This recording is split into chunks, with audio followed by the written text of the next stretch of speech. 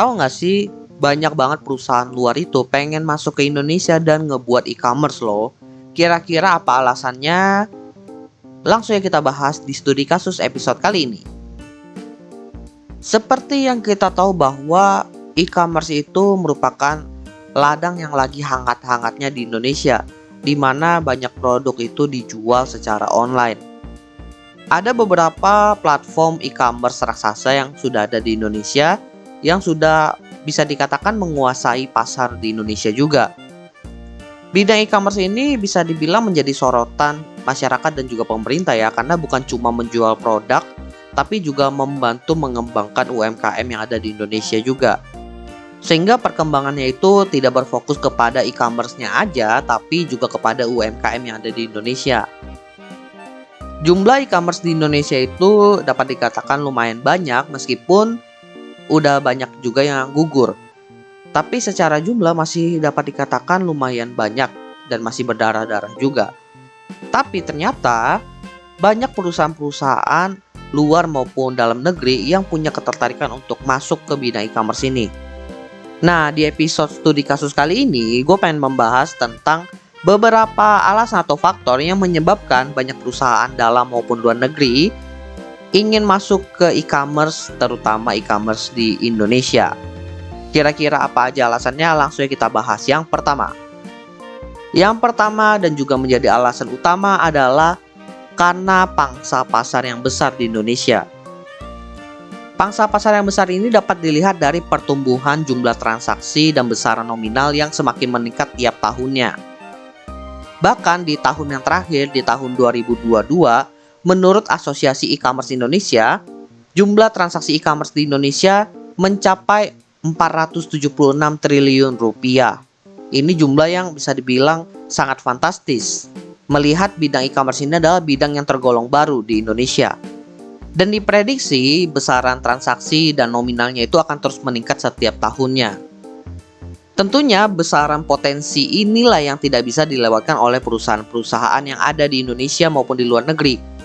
Sehingga banyak perusahaan yang mulai mengatur rencana bagaimana caranya agar mereka itu bisa ikut terjun di bidang e-commerce terutama di Indonesia. Entah dengan membuat e-commerce sendiri maupun berkolaborasi dengan e-commerce yang sudah ada. Lanjut ke alasan kedua, karena ekosistem e-commerce di Indonesia dapat dikatakan sudah matang.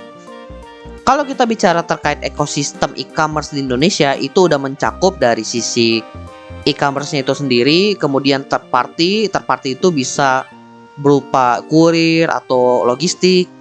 Kemudian dari sisi penjual atau UMKM yang bekerja sama dengan e-commerce, dan juga dari sisi konsumennya. Semua penghuni ekosistem ini dapat dikatakan sudah matang, sehingga ketika perusahaan-perusahaan tersebut ingin masuk ke e-commerce, mereka itu udah tinggal bekerja sama atau berkolaborasi aja. Nggak perlu lagi tuh mereka melakukan sosialisasi atau perkenalan terkait e-commerce itu apa, bagaimana cara kerjanya, bagaimana melakukan transaksi. Mereka tinggal masuk dan memperkenalkan brand dari e-commerce mereka itu aja. Jadi fokusnya itu udah ke marketing. Karena pada akhirnya flow dari e-commerce itu mau dari brand A, brand C, brand B itu sama aja, ngikutin dari ekosistem yang sudah ada.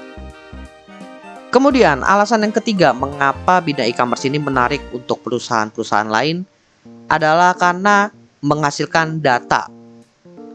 Seperti yang teman-teman tahu bahwa data merupakan salah satu objek yang sangat berharga di era digital saat ini.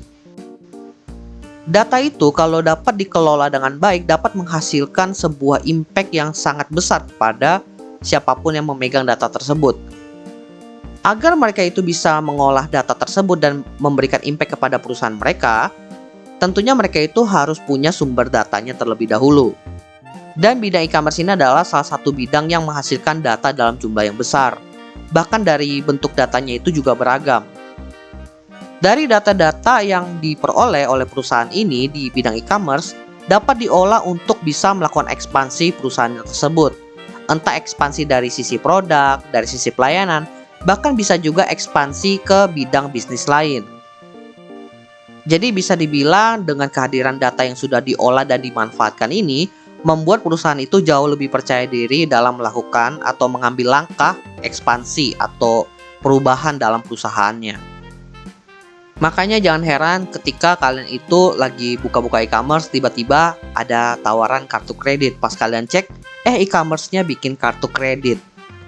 Bisa jadi karena jumlah transaksi yang besar di platform tersebut dilakukan dengan kartu kredit. Itu contohnya. Kemudian alasan keempat, karena dari sisi biaya operasional semakin berkurang.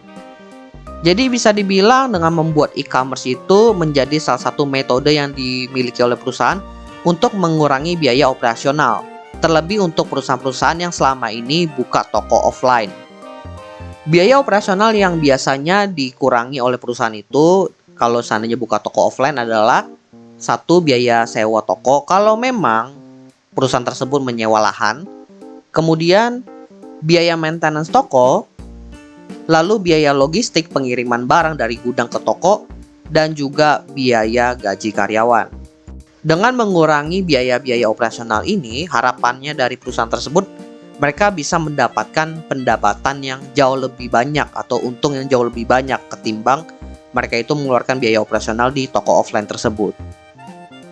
Oke, jadi itulah beberapa alasan mengapa banyak perusahaan dari luar maupun dalam negeri punya ketertarikan untuk membuka e-commerce di Indonesia. Melihat perkembangan e-commerce di Indonesia ini memang masih di tahap awal, tapi perkembangannya itu terus menanjak naik sehingga potensinya itu dapat dikatakan masih sangat besar. Dan tentunya bagi perusahaan-perusahaan yang melihat ini menjadi tergiur untuk ikut terjun ke dalamnya. Tapi bukan berarti hal itu menjadi hal yang mudah bagi perusahaan tersebut untuk asal terjun ke dalamnya tanpa perencanaan.